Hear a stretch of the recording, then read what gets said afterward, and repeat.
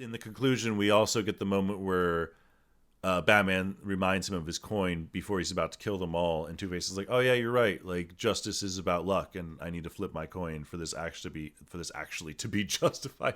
And even though I guess it's silly that Batman had coins in his pocket, I kind of love that that's his demise. I kind of think there's something.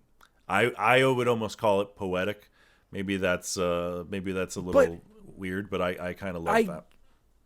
I don't know, man. To me, I mean, I guess I can, again, on paper, I can see how you call that poetic. But in the movie that I got, the third act, and the whole movie, I don't understand how you could say you like the Batman fight choreography in this movie, because he is so stiff and awkward in that suit and can barely move in that suit.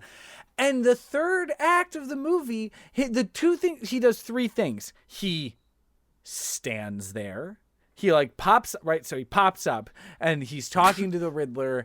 True, he doesn't punch anyone in the sequence. He not even doesn't punch anyone. He doesn't move. He stands there. He moves after that sequence, but yes, and then he throws the thing, explodes. One thing explodes. The Riddler's brain is turned to mush. He's over, he's bam, I beat you by standing here and throwing one thing. And then they drop down the hole. So then he dives after them and catches two people. So it's a very basically just a CG digital double of him falling and just a pose of him hanging as he catches them, which is kind of a cool sequence.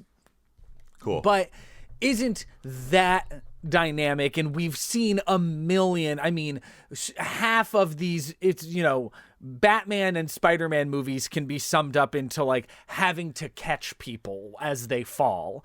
So we've seen a million of these, but it is fine. But so it's he stands there, he throws the thing, he dives and catches them, and then Two-Face jumps out. And what does Batman do? He stands there and is like, "Wait, Harvey, but your coin," as I'm standing here.